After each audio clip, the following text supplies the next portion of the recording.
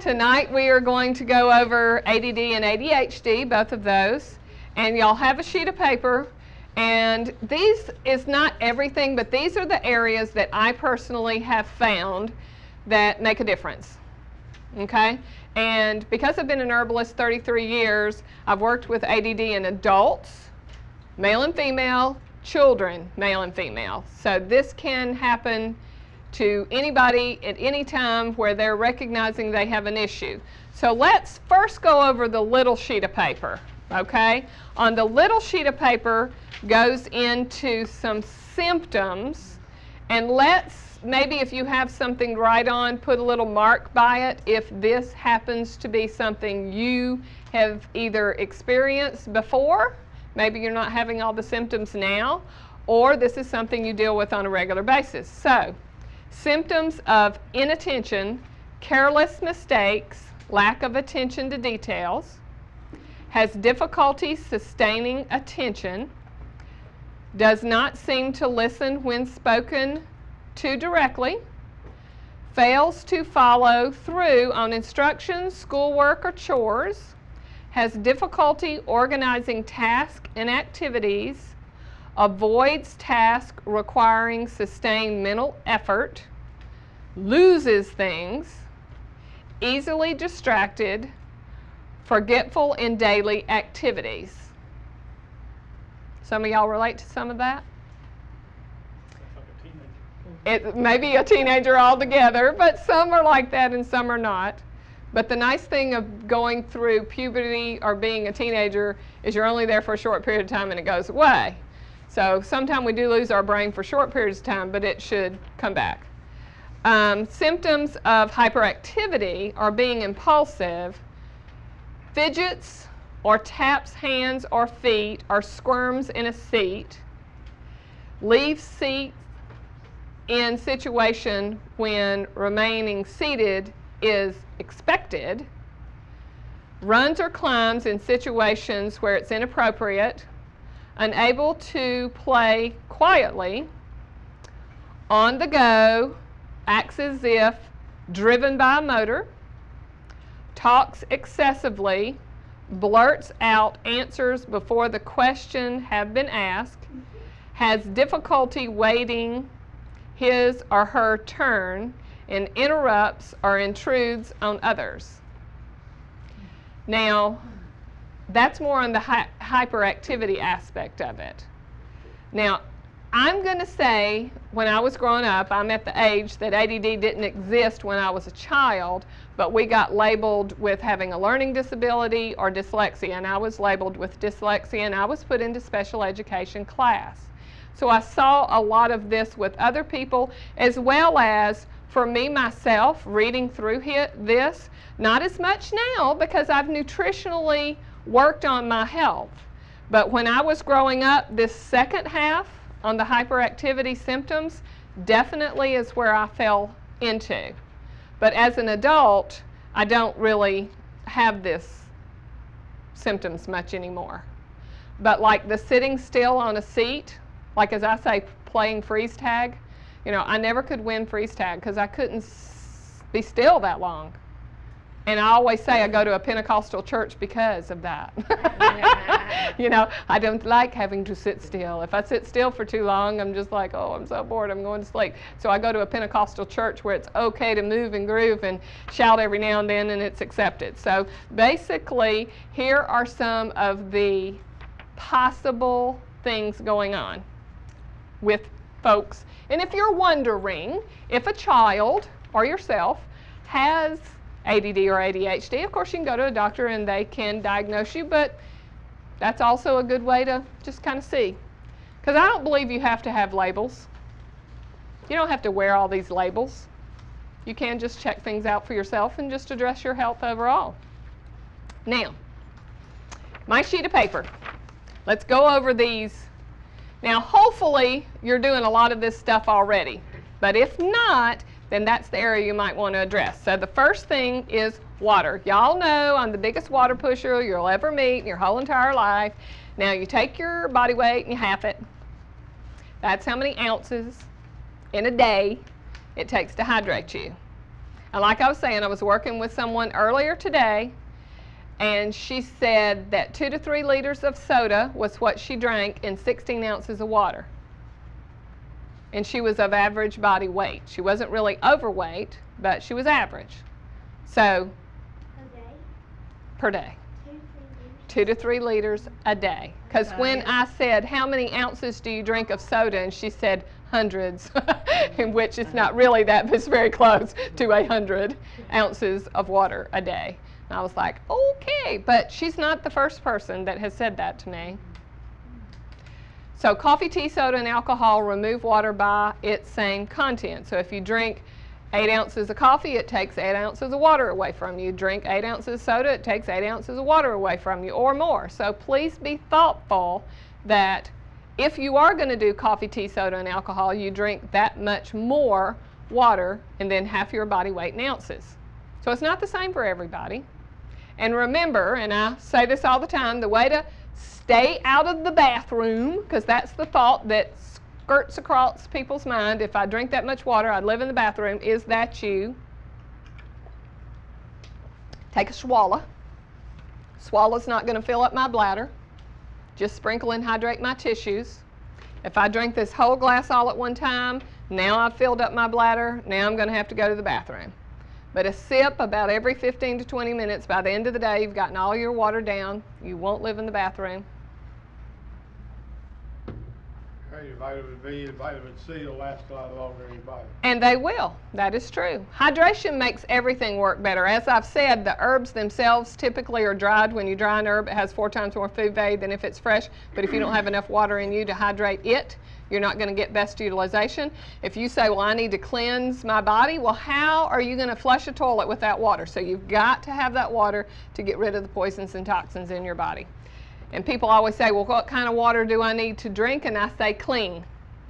Now, that's a whole class in itself.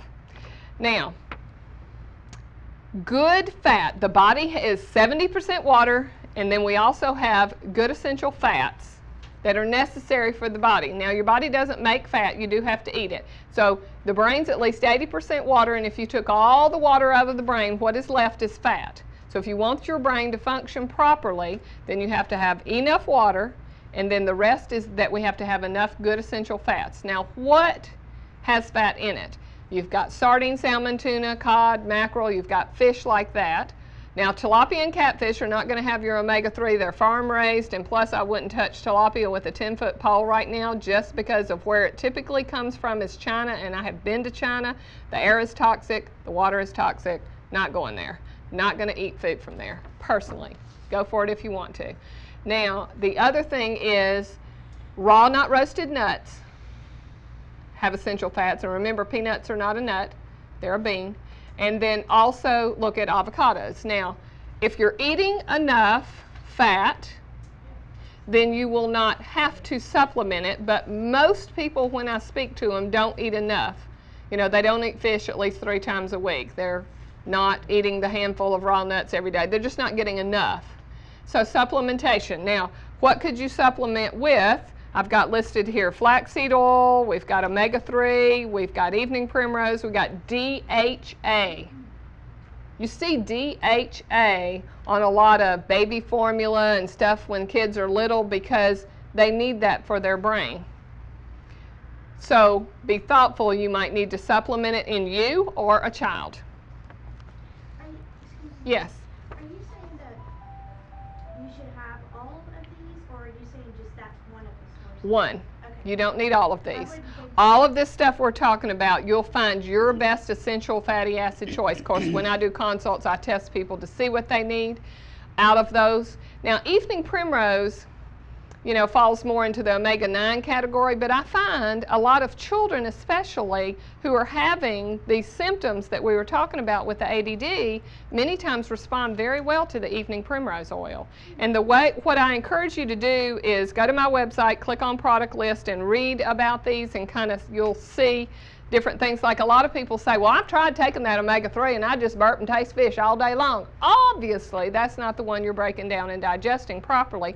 So flaxseed oil still is omega-3, but it's plant-based, not fish-based, and your body may break down and digest that better.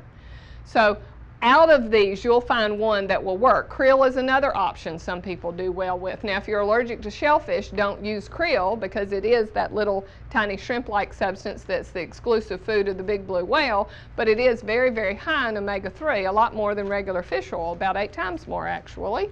So it has its place. So we need oil. Like I say, your body doesn't make it. We need it. And a lot of people need that to be balanced in their system. They need it for good brain food. Brain food in general, there are things to send more oxygen to your brain. Now, I want you to look at yourself, and I want you to look at a child that you might be considering with this situation. Are they getting blood to their head via exercise? Are you getting blood to your head via exercise? That will require some cardiovascular daily. So many people are doing the computer stuff, kids and adults both, all day long. So they're sitting, or maybe you have a job where you sit a lot, or maybe you just sit a lot, watching TV, whatever it be. There's not going to be a lot of oxygen to your brain because of your activity or lack of. And there are kids that play outside all day long, and there's some kids that definitely do not. And so we need to send more oxygen to their brain. They need brain food. So we've listed some here like the ginkgo, the gotu-kola, the blessed thistle, the hawthorn. We have hawthorn and ginkgo put together. And then there is a powder as well as a capsule called Focus Attention. Capsule or a powder. So powder works good for the children who cannot swallow capsules yet. It has a nice grape taste. So it's kind of like, you know, like you put Kool-Aid in something, but Kool-Aid's not healthy, but like you're doing that with no artificial colors or sugars. That's natural. So consider those as options to send more oxygen to the brain. Gotu-kola is the one I used, and I really do think it helped me tremendously years ago when I first got started in all this. Now, I was using it because I had postpartum depression issues as well, and if you read about gotu-kola, it's not always just good for oxygen to the brain, but it also does help with that mood and depression problem that I used it for. But, man, I like that one a lot because it works instantly.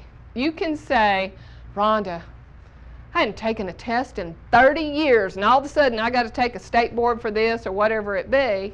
And I was there one time. I have a CDL license. I had to take this test in 4 different parts, and I was like, oh my goodness. The gotu-kola can be taken that day, and it works that day. You know, it doesn't take months for you to see a difference with it. So, you know, you're cramming for a test on the weekend, or you know you have a test on Friday with the child at end of the week test. Have them take it that day. And it basically stays in the body about 4 hours. A lot of herbs and natural things are water soluble, so you tinkle them out every 4 hours. So, you know, if you know you have a test in between 8 and 12, taken at 8 o'clock, you know, that kind of thing. Read about it, go to my website, click on product list, and read up on it. Now, exercise. Now, some kids, they're playing sports and they're doing all kinds of things. You don't have to worry about that. But, like I say, some are not. So I'm a proponent of mini trampoline for adults and children both. 15 minutes of jogging on a mini trampoline is equivalent to 5 miles of jogging outside and the amount of cardiovascular exercise you would receive, and a lot of people are not aware of that. It's light on your joints because you're not hitting a hard surface. So I like them because they're $20, $25, very inexpensive, easy way to go. Did you say 15? 15 minutes of jogging is equivalent to 5 miles of jogging. That's pretty good. So you don't have to do it for 15 minutes. You can start off for 2 or 3, and you don't have to jog. You can just kind of walk in place or do a little trot. You know, you're going to work your time up. For some people, they're just going to do heel toe, heel toe, heel toe just to start off and get that pumping pumps your lymphatic system. And that's a good start for anybody. Now, the other thing I have written down here is cross-crawling, which that's an exercise for your brain and eyes. Now, there's a company that I took a class in called Touch for Health years ago, and it works with your right and left brain. And there's a sheet of paper, I don't have it to give out, but it's on that bulletin board in the back that talks about your right brain has to do with this part of the body and the left brain has to do with this part of the body. And it's very interesting because some people are very homolateral and they're always just operating out of one side. And that's good because, like, you're really, really, really good in math. And then you're really, really, really good at English. But a lot of people read and are not coordinated at all. And then the ones that are in math, they're good and coordinated, but they can't read worth squat. And so that means those two sides of the brain are not integrated and working together. And there's literal exercises that you can do. One of them is called cross crawling. And when you do these exercises, it makes the right and left brain work together. So if I'm working with a child in a consult, I can show, or an adult, and I promise, again, you can tell a difference straight away. So you can get a paragraph and you can read it. And because that I was very left dominant, I had difficulty flowing to read, because you read to the right, don't you? And even though I have perfect vision in my eyes, the left eye would see the word, if you can kind of understand what I'm saying. And so the right eye visually saw it, but it didn't connect in that brain.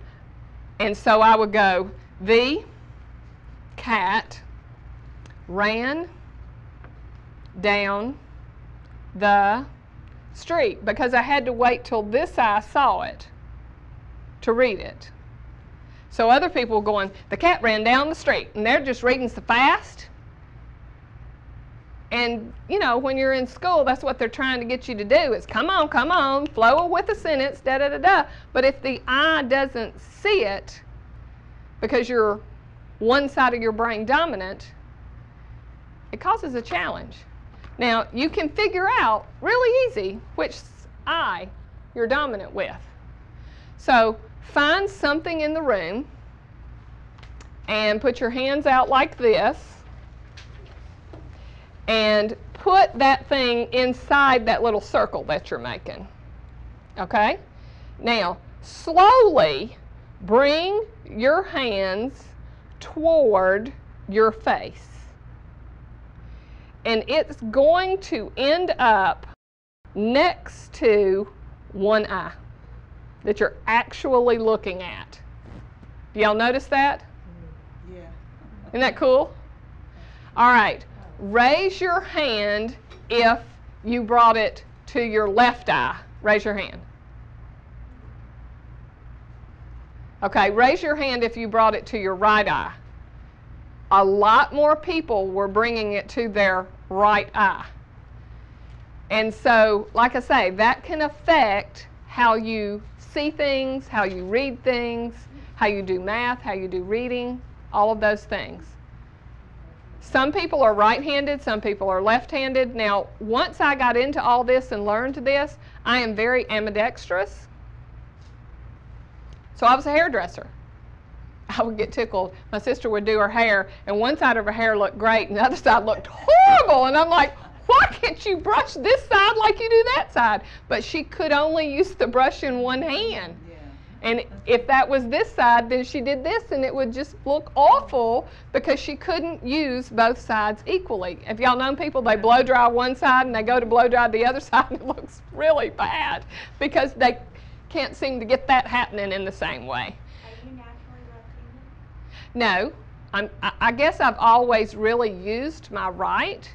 But then I was in school, and you know how you have to write on the blackboard? And I would write with my left hand there, but I would write with my right hand on the paper. Wow. So I really was able to integrate that area. You really are very ambidextrous. But I was very one-sight-eyed. And then you also hear. And the hearing, most of you know. You always listen to the telephone with one ear more than the other. Very few people listen to both of them equally the same. Do y'all agree? So you pretty much can figure that out. But part of the brain repatterning was getting a lazy 8. Y'all know what an 8 looks like. And drawing that lazy 8 up in the center, not down in the center. You know, you can make it both ways. But making it up in the center and drawing it, putting your hand like this and drawing it on a board, and that was helpful. But many people who write, like a teacher, who writes on the board, if she's not going up in the center, that can affect literally the way a child sees those letters and it computes in their brain. So there's all these different things that I found fascinating. With the cross crawling, you were using the body to crawl standing up. Y'all know how children sometimes crawl and then these things called walkers were made? Don't use a walker if the child has never crawled, because that will affect them being homolateral. Rebecca? One of my professors in school, he was a psychology professor, he said that a child that does not crawl does not read well. Right. I agree with that. So that's proof. Crawling is essential. Crawling is essential, because when you're doing your right arm and your left leg, and then your left arm and your right leg when you're crawling. But, you know, walkers, I mean, we had them when I was raising up my 5 kids. Those were around. So my daughters now, they're not using a walker at all. Yay. And they're letting them crawl, you know, and that's, now, you know, if they start walking and getting into stuff, you can always place them somewhere, but they do need to at least crawl. That is good for their brain. So what if you never did? Now, one of my sons started walking at 7 months, and I was one of those that was walking at 7 or 8 months. So sometimes that crawling stage is not very long. So how you can cross crawl and stand up and crawl is you're going to get your right arm and you want to pull it up behind you and your left knee and do this. Now, some people can't do this, but you have to practice. And I love watching people do it. Because like I said, some people are not very coordinated. And that's not like it takes all that much. But some people whose brain's not clicking, they have really hard time with what I just did. And so, add the direction in there too? Yeah. Well, the direction you're wanting to pay attention to, once you've, we don't want you to break your neck, so get that down pat on what you're doing, and then keep your head perfectly still when you're doing that, and look as far as you can in the left-hand corner, then as far as you can in the right-hand corner, and down here and down here. So you're going like that while you're doing this procedure, holding it there for a minute or two, holding it there, holding it down there, holding it down there. That's going to help you to read and integrate better, and it instantly works. So I can read a paragraph, try to understand. It has to do with comprehension too. So I can read a paragraph, see what I can comprehend, how fast I can read the paragraph, then do the cross crawling and read it again, and it's really different. So they did test on all this when I took that Touch for Health class, and I was just amazed on students who were having trouble. So I'm just showing you a little bits and pieces of it. It can go further. But when I started doing the cross crawling with myself and working on these supplements with myself, that is really when I thought, I have a brain. Because I used to really think that I didn't have much of one. And I'm serious. When I tell you what I'm fixing to say, I promise it's the truth. I can show you my high school records. I did graduate with a D- average. By the skin of my teeth did I graduate. I was told by the counselor, you know how you have this counselor in high school and stuff? He told me, he said, don't even take the test to go to college. Don't even find out a score. Waste of your time.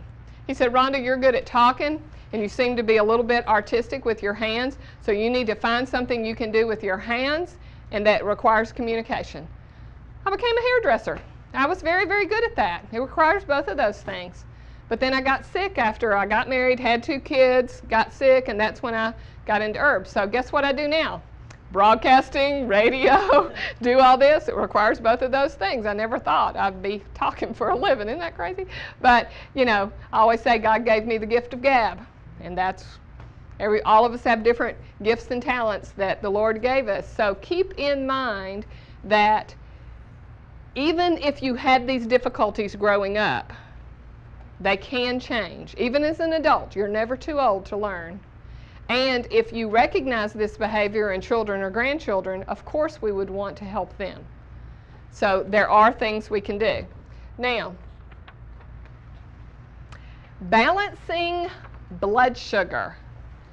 Y'all know, you've heard my testimony. At the age of 8, I was diagnosed with blood sugar issues, and so this is something that definitely affected my brain. Insulin is required for brain function. Too much is bad, not enough is bad. You want it to be balanced. I always say what comes up must come down. So if the blood sugar goes up too high, eventually it will drop you down and make you feel bad. So eating less simple carbohydrates, don't get rid of all carbohydrates. Complex give you energy. So getting less of the simple carbohydrates, so potatoes, bread, pasta, things like that. Corn fall into that category. Eat lean meats, preferably hormone and antibiotic free, because we are talking about the hormonal system. The endocrine system is your hormonal system. So hypothalamus, pituitary, thyroid, parathyroid, adrenals, pancreas, ovaries in women, prostate in men. That's your endocrine system. So be thoughtful that xenoestrogens that are in hormone-laced beef and chicken are going to mess up your hormones. Avoid artificial sweeteners. Splenda, Equal, Sweet and Low. Avoid white sugar. Yes, it was made from sugar cane that God made, but it's a whole lot of processes after that. So it's more of a drug than it is a food now, because it's addictive. Most of it's from beets now, too. Some of it is, now, you know, I don't really have a problem with beet sugar, but it still is processed a lot. So you just got to be thoughtful of where it came from and how many processes it is past what God made. Grow your own. Do what? Grow your own. Yes, grow your own. That'd be good. Natural sweeteners are real maple syrup. Grade B is best if you want to go down that path. Raw honey, preferably get that from the health food store or the little, you know, curb markets and things, not regular grocery store. Agave, xylitol, and stevia. Stevia is a plant that God made, and it's 300 times sweeter than sugar, and you can grow your own of that, right? But a little tiny bit is all you need. If you say, I've tried that stevia and I don't like it, you got too much. If you get too much, it will be bitter. So keep that in mind. Herbs that can help you not crave sweet things fall into the licorice root. Now that's more in the low category. That wouldn't be if you have high blood sugar issues. Spirulina is going to work on both, because it's a good balancer. Why spirulina helps is it's 71% protein, and protein helps to sustain your blood sugar level for a straight 4 hours. Pantothenic acid, B5, of course we know that feeds our adrenals. And then GTF chromium. GTF chromium is something many people test out for. It really is. It's very inexpensive, and chromium is a mineral. Now a lot of people say, well, I have chromium picolinate. Those are not exactly the same. They're different. So the GTF stands for glucose tolerance factor. So high or low, that can be a beneficial supplement.